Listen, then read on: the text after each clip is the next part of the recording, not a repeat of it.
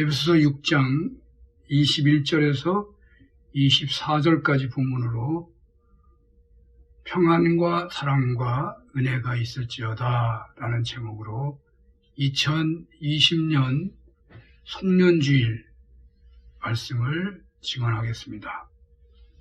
그동안 에베소서를 본문으로 하여 하나님의 말씀을 들어왔는데 오늘로서 그 마지막이 되었습니다. 사람으로 한다면 가장 귀한 영적 사업을 하다가 혹은 무슨 귀한 여행을 하다가 그 모든 것을 마치고 오늘로 서로 간에 작별하는 그런 시간이기도 하다고 하겠습니다. 또 인류 역사상 가장 유례가 없는 코로나 팬데믹을 겪는 중에 교회당 화제로 처음으로 겪는 광야 생활, 광야 예배 같은 시간을 보내는 중에 오늘로 2020년과 작별하는 시간을 맞고 있습니다. 그리고 또 중요한 그동안 함께 교회를 섬겨오시던 김정미 목사님께서 오늘로 사역을 마치시고 서울 초원교회에 부임하시게 되어 여러분들과 마지막 작별하는 시간이기도 합니다. 만날 때의 인사도 중요하지만 작별할 때 인사를 어떻게 해야 하나 할 때에 적당한 말을 찾기가 쉽지 않습니다. 오늘 본문은 에베소서 마지막 부분으로 전체 주제는 마지막 인사를 하고 있다고 할 수 있습니다.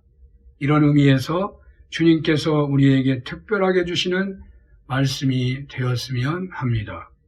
에베소서 전체를 보면 세 부분으로 되어 있습니다. 편지라는 것이 다 그런 것처럼 처음 인사, 본론, 끝 인사로 되어 있는데 첫 인사는 1장 1절에서 2절까지고 본론은 1장 3절에서 6장 20절까지이고 그리고 끝 인사가 오늘 본문으로 21절에서 24절입니다. 여기 인사에는 인사만 있는 것이 아니고 마지막 당부와 축복이 들어 있습니다. 물론 당부도 축복도 인사라고 해도 틀리지 않습니다. 어떤 사람도 당부 없이 또는 축복 없이 인사만 하는 경우는 거의 없을 것입니다. 바울은 유대인과 이방인을 포함한 구원받은 공동체인 교회에 대해서 그 교회의 일치에 대해서 그리스도를 중심으로 모인 교회 구성원 각자의 새 생활에 대해서 말씀을 하고서 오늘 본문에서 마지막 끝인사를 하고 있습니다. 바울이 에베소 교회의 마지막으로 해주고 싶은 말은 어떤 말씀이었을까요? 보통 임종을 앞두신 분들이 자녀들에게 무슨 말씀인가를 하고 싶어 하는 것을 보신 적이 혹 있으십니까? 임종하시는 분들의 형편에 따라 하시고자 하시는 그 말씀이 다르겠습니다마는 대체로 두려워하고 또 너무 억울해하는 것도 있고 헤어짐에 대해서 너무 끔찍하다고 하는 분위기를 보여주기도 하고 혹은 어린 자녀가 있거나 고통 중에 있는 자녀가 있을 경우에는 그것에 대해서 목매어하는 경우를 본 적이 있으실 것입니다. 그러나 진정 믿음이 있는 사람이라면 어떻게 할까요? 여러분들 같으면 어떻게 할 것 같습니까? 본문을 가지고 먼저 답을 말해본다면 위로부터 하는 것입니다. 어떤 성직자는 나는 행복합니다. 그대들도 행복하십시오 라고 했다고 합니다. 천국에 대한 확실한 믿음이 있기 때문에 영생에 대한 확실한 소망이 있기 때문에 이제 죽음 직전이지만 주님을 영접한다는 환희로 인한 기쁨이 있기 때문에 떠나는 자신을 보고 애통해하는 자녀들에게 자신의 심경을 말하면서 위로할 수 있을 것입니다. 슬퍼하지 말아라. 나의 가는 길은 영원한 이별도 아니고 고통의 연장으로 들어가는 것도 아니고 나만 억울하게 가는 것도 아니고 다시 만날 기약이 있는 이별이요.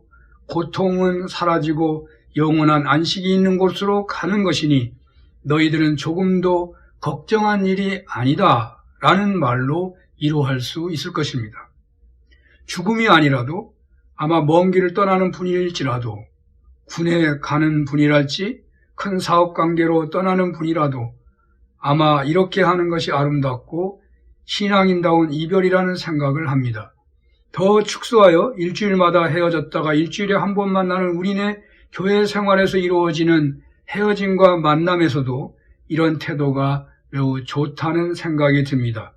설교 제목을 본문의 주제를 담고 있고 우리네 실생활에서도 사용할 수 있는 인사로 정리해 보려고 했는데, 그래서 평안과 사랑과 은혜가 있을지어다 라는 제목을 잡고서 이렇게 인사하면 되지 않겠나 하는 생각을 했지만, 이것을 그대로 인사로 쓰기에는 아마 좀 어색할 것 같습니다. 에베소 교회에 편지를 쓸 때에 그 시대 언어로는 맞을지 모르겠지만 우리네가 그대로 사용하기는 어렵습니다. 평안과 사랑과 은혜가 있을지어다 보다는 평안과 사랑과 은혜를 빕니다. 이렇게 하면 어쩔지 모르겠습니다. 어떤 것이고 자주 사용해야 익숙해지는 법이죠. 저는 장례식장에서 유족들에게 삼가 조의를 표합니다 라고 자주 했더니만 듣는 분은 어떤지 모르지만 왠지 괜찮은 인사가 되겠구나 하는 생각을 스스로 해본 적이 있습니다. 보통 우리네 인사는 언어 습관에 따라 차이가 있겠습니다마는 오늘 본문의 내용을 이해한 후에 그 내용을 담고 있는 인사를 만들어 보는 것도 좋을 것 같습니다. 본문에 나타난 바울의 작별 인사의 내용과 태도를 살펴보면 먼저 헤어짐의 아름다움이 상상됩니다.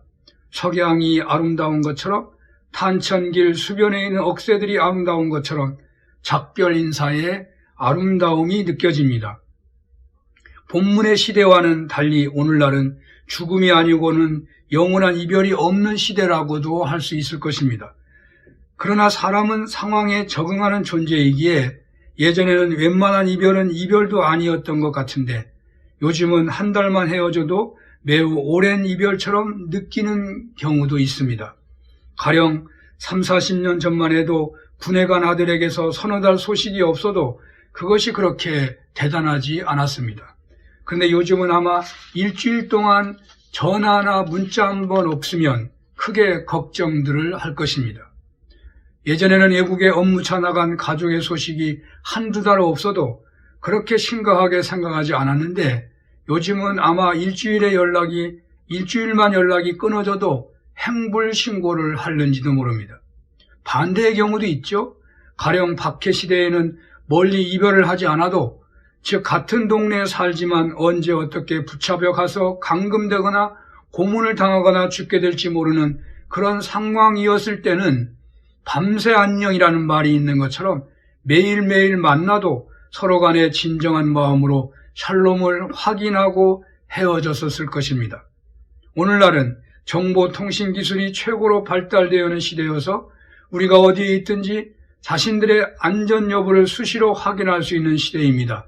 그러나 물질 문명의 발달로 각종 사고는 더 많아지고 또 청소년 문제, 부부와 부모 자녀의 가정 문제, 각종 중독 문제 등과 또 영적으로 신앙인들이 세상의 수많은 유혹에 노출되었기에 신앙 유지라는 측면에서의 확인이 필요한 시대가 되어버렸습니다. 그렇게 관계가 좋게 사귀다가 드디어 결혼을 했습니다. 이렇게 모두의 축복을 받고 출발한 결혼이 신혼여행 중에 갈라서는 그런 예도 있습니다. 과거에는 종교를 한번 정하면 그 종교에 평생 몸을 담았습니다. 자신이 정한 것이 아니라 부모님이 정한 것이라도 그대로 따랐습니다. 그런데 오늘날에는 기독교 신자인 사람이 어느 날 천주교인이 불교인이 혹은 불교인이 천주교인이 어느 날 기독교인이 되기도 하는 것이죠. 사랑한다는 한 번의 고백으로 끝나는 것이 아니고 매일매일 확인해야 하는 시대가 되어버렸습니다. 가정생활이 그저 편안하다 하면 된다, 밥만 잘 먹고 건강하면 된다 라는 것으로 부족합니다. 어떤 상담가의 말에 의하면 행복한 가정을 위하여 공부해야 한다, 도를 닦아야 한다 라는 주장도 하는 것을 보았습니다.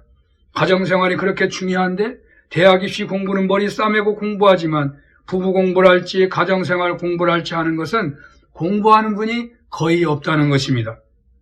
헤어지고 만나는 일들이 매우 복잡한 구도 속에서 벌어지고 있고 그 얽히고 설킨 관계에서 다양한 사건이 발생하고 있는 현대사회의 한 복판에 살고 있는 우리들에게 오늘 본문은 아름다운 작별을 보여주고 있지만 이것은 신앙인으로서 어떻게 살아가야 하는 것을 또한 말씀해 주는 본문으로도 생각해 볼 수 있겠습니다. 헤어지고 만남이 연속적으로 벌어지고 그렇게 관계하고 있지만 서로에 대해서 잘 모르고 살고 각종 사고를 지켜보면서 살아가는 현실에서 우리는 어떻게 인사하고 어떻게 작별하고 동시에 어떻게 살아가야 하겠습니까?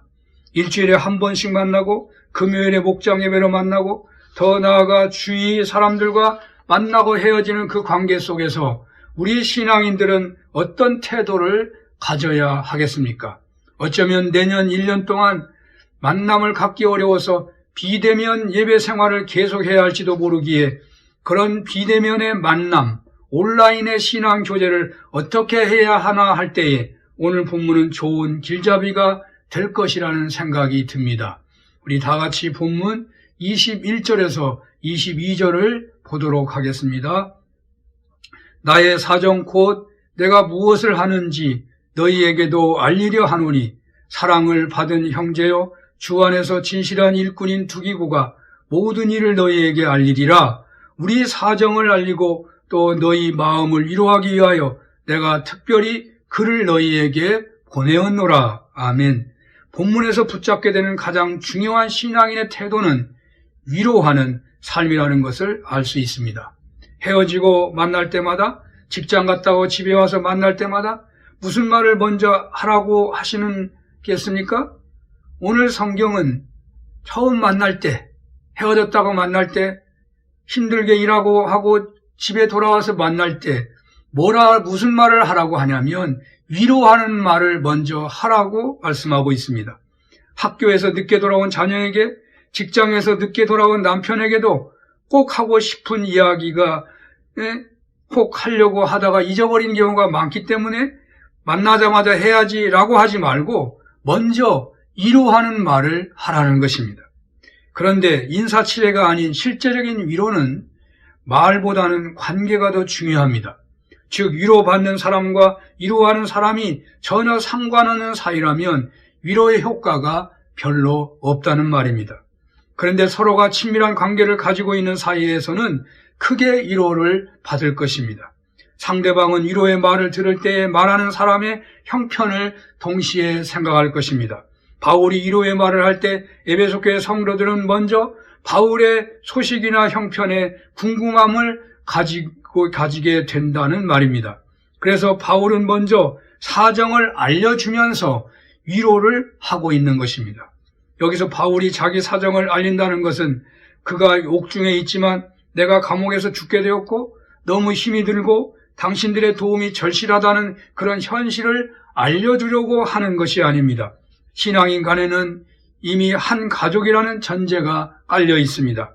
그래서 감옥에 갇혀있는 믿음의 아버지 된 바울이 얼마나 고생하고 힘들어 하실까 하고 걱정하고 있을 에베소 성도들에게 감옥이란 어려움이 있지만 나에게는 감사할 일도 많다라는 의미의 소식을 먼저 바울이 알리고 있다는 것이죠.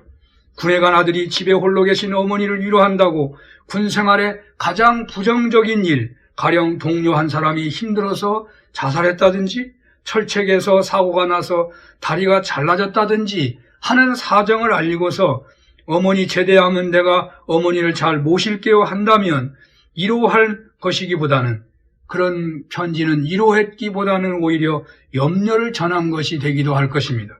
물론 거짓말을 하는 것은 진정한 위로가 되지 못합니다. 그러나 우리 신앙인은 아무리 힘든 현실이라도 믿음으로 극복하고 주님이 도와주실 것이라는 확신 아래 신앙으로 승리하고 있다면 어려운 현실에 대해서 그런 믿음의 승리에 대한 말을 한다고 해도 상대방에게 위로가 되는 것이죠. 내가 진실하게 겪는 일 중에서 주님이 도와주시는 은혜의 손길을 이야기하면서 상대방을 위로하는 태도가 바로 바울이 보여준 자세였습니다. 서로 사정을 알게 하고 서로 위로하는 태도였습니다. 부부 간에, 부모 자녀 간에, 믿음의 성도 간에 이런 은혜가 있으면 좋겠습니다. 얼마나 오늘날은 너무나 바쁘고 힘이 들어서 서로 간에 사정을 말할 엄두가 나지 않습니다. 그러나 동시에 우리가 짚고 넘어가야 할 것은 부부 문제, 부모 자녀 문제, 이웃 간의 모든 문제는 서로 간의 사정을 몰라서 생기는 경우가 대부분일 것입니다.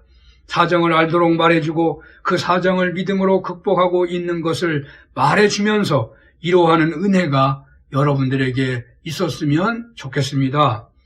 그런데 오늘 성경은 위로라는 말만 하고 있지 무엇을 위로하느냐에 대해서는 침묵하고 있습니다. 그래서 어떤 말씀의 위로가 진정 위로가 될 것인가를 생각해 봅니다.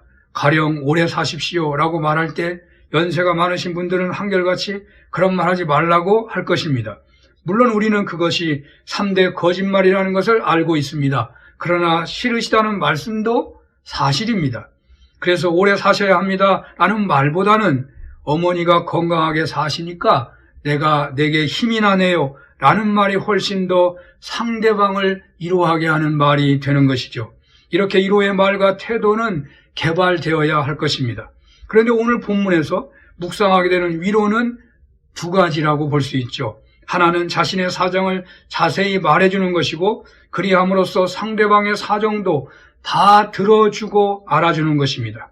또 하나는 헬라어의 위로라는 말로서 생각해 볼 수 있는 것인데 헬라어 위로는 파라칼레오로서 곁에서 부르다는 말입니다. 바로 곁에서 손을 잡고 얼굴을 바라보고 불러준다는 말입니다.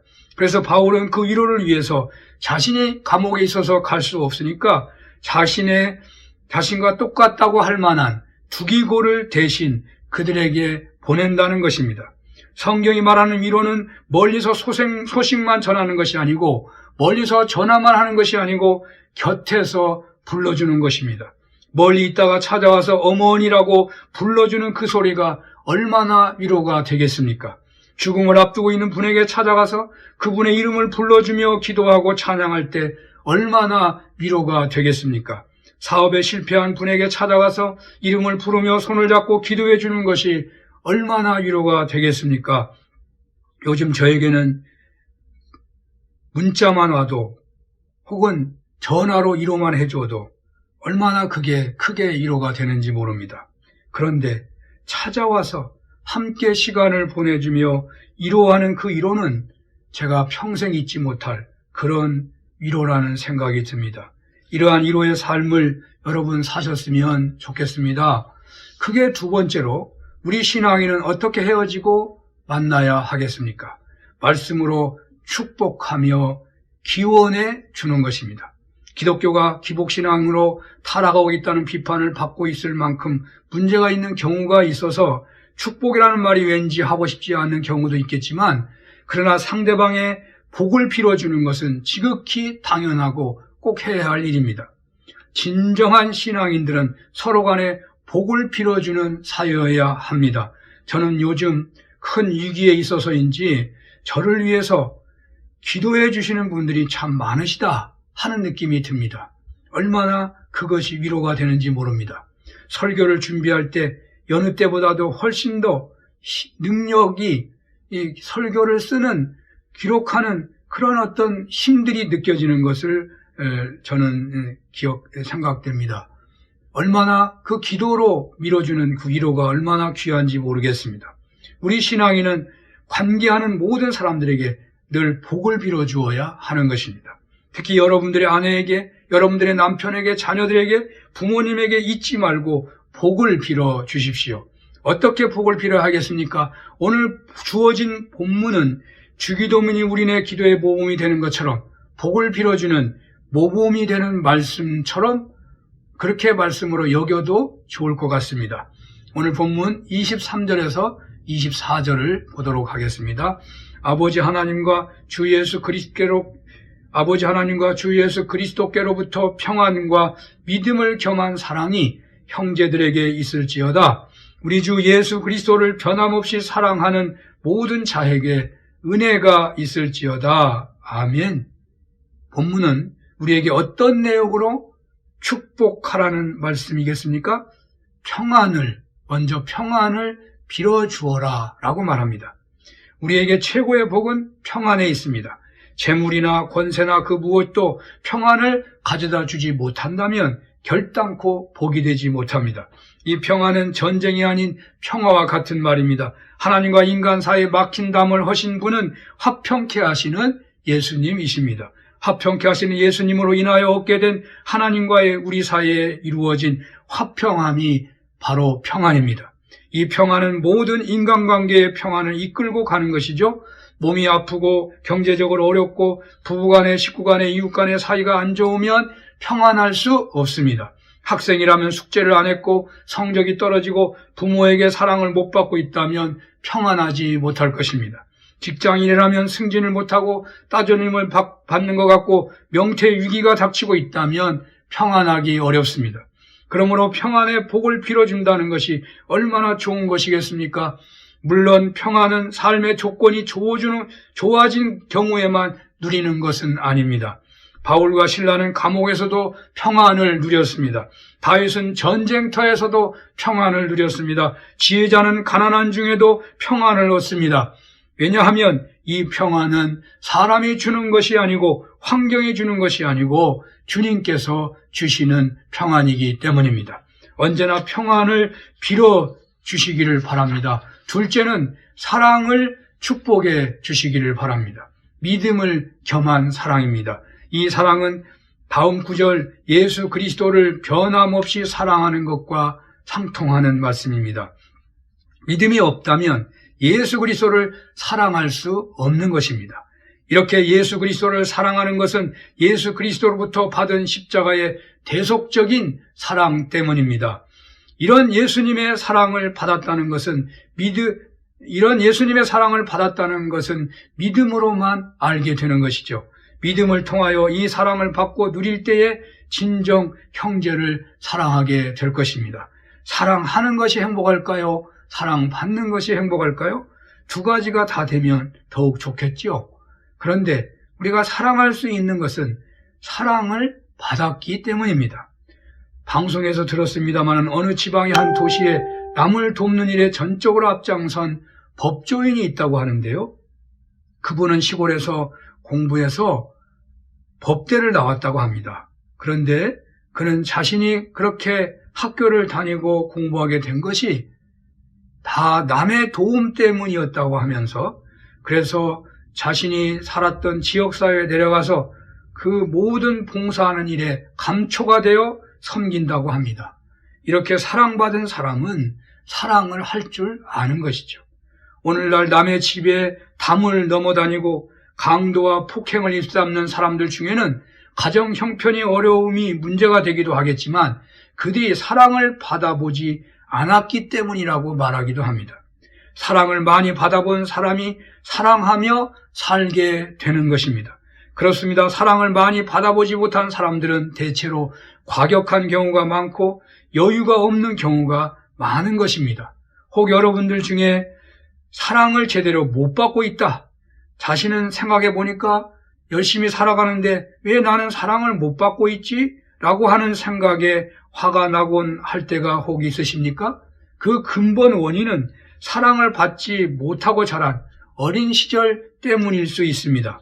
아내나 남편이나 이웃 사람들이 자신을 너무 힘들게 하고 있고 자신을 위하여 베풀어주는 것이 거의 없다는 생각이 너무너무 많이 든다면 자신의 어린 시절 사랑의 결핍으로 살지 않았느냐를 생각해 보시기를 바랍니다. 상대방을 미워하고 원망하기 전에 자신을 돌아볼 필요가 있는 것입니다. 그리고 믿음으로 주님의 사랑을 느껴보시기를 바랍니다. 주님의 사랑은 대신 고난당하시고 죽으신 사랑입니다. 조건이 있는 사랑이 아니라 조건이 없는 일방적인 사랑입니다. 일시적인 사랑이 아니라 내가 의식하고 있는 삶 전부를 향한 사랑입니다. 불쌍하여 사랑하는 것이 아니고 자랑스러워서 기뻐하셔서 베푸시는 사랑이십니다. 믿음으로 이 사랑 안에 거하게 될 때 사랑하는 은혜가 있게 되는 것입니다. 이렇게 믿음을 겸한 사랑이 있기를 축원합니다. 우리는 언제나 주님께 대한 사랑이 변함이 없어서 그리하여 형제와 이웃을 사랑할 수 있다면 얼마나 귀한 복을 받는 것이겠습니까? 이렇게 축복의 인사를 이렇게 기도해지는 은혜가 여러분들에게 있으시기를 축원합니다. 끝으로 은혜를 축복하고 있습니다. 은혜는 헬라어 언어가 카리스입니다. 예수님께서 용서해 주시고 구속해 주신 구원의 선물을 받은 것이 바로 은혜를 받은 것입니다. 구원의 선물이 은혜인 것입니다. 영생을 얻은 것이 은혜고, 그러나 영생만이 아니라 영생을 포함한 여러 가지 나쁜 것이 좋아지는 것, 병든 상태가 건강해지는 것, 가난에서 풍성해지는 것, 고통에서 샬롬을 얻는 것이 다 구원이고 다 은혜인 것입니다. 이 축원은 우리나라 신앙인들이 사실 가장 많이 사용하고 있는 것이기도 하죠. 예배를 시작할 때, 부흥회를 시작할 때, 선교화를 떠날 때 은혜 많이 받으세요 라고 하는 말은 가장 좋은 인사가 될 것입니다. 은혜를 충만히 받고 그래서 만나는 모든 사람들을 은혜로 대한다면 얼마나 멋진 신앙인이 되겠습니까? 우리가 은혜 받은 것에 합당하게 다른 사람을 은혜로 대할 수만 있다면 우리의 대인관계는 예수님을 그대로 닮은 것이라고도 하겠습니다. 예수님은 세리장 난장이 삭개오에게도 현장에서 붙잡혀온 창녀에게도 따지지 않았고 왜 그런 죄를 졌냐고, 그렇게 왜 살았느냐고 하시지 않으셨고 오직 은혜로 대하셨습니다.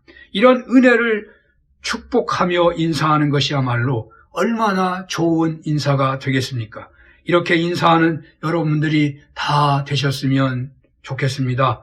코로나19 팬데믹으로 힘들기만 한 2020년을 떠나보내는 이 시간, 여러분들의 마음이 어떠하십니까?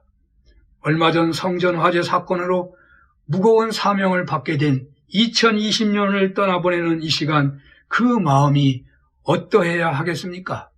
절망스럽고 원통하지만 세상 망년에 치르듯 보내시겠습니까? 누구 때문이라고, 정치 때문이라고 하겠습니까? 아니면 은혜가 풍성하여 세상 의지했던 것 회개하고 십자가에 죽으셨지만 부활하여 살아계신 주님 품에 생생하게 안기게 된 그 은혜를 받아서 감사하다고 하겠습니까? 위기 속에서 하나님의 특별한 사랑을 체험했으니 감사하며 2020년을 보내는 마지막 주에 그 사랑으로 축복하는 인사를 서로 간에 나눌 수 있었으면 좋겠습니다. 환난 속에서 가장 중요한 것은 평안입니다. 감옥에서 고통을 겪지만 평안을 누리면서 평안을 축복하는 바울의 인사를 보면서 계속 이어지는 코로나 팬데믹 화재 복구를 해야 할 어려움이 계속되지만 그 속에서 평안을 누리는 것이야말로 얼마나 소중한 것이겠습니까? 2020년 마지막 주에 환난 속에 힘은 들지만 주님이 주시는 평안을 누리고 그 평안으로 축복하는 인사를 서로 간에 나눈다면 얼마나 좋겠습니까? 사랑하는 여러분, 언제나 만나고 헤어질 때마다 먼저 위로하시고 사랑과 평안과 사랑과 은혜로 축복하는 인사로 아름다운 성도의 교제를 누리시기를 축원합니다. 기도하겠습니다. 하나님, 우리의 만남과 헤어짐에 간절한 축복의 인사가 있게 하옵소서. 먼저 위로하고 평안과 사랑과 은혜를 진실하게 축복하게 하옵소서. 예수님 이름으로 기도합니다. 아멘.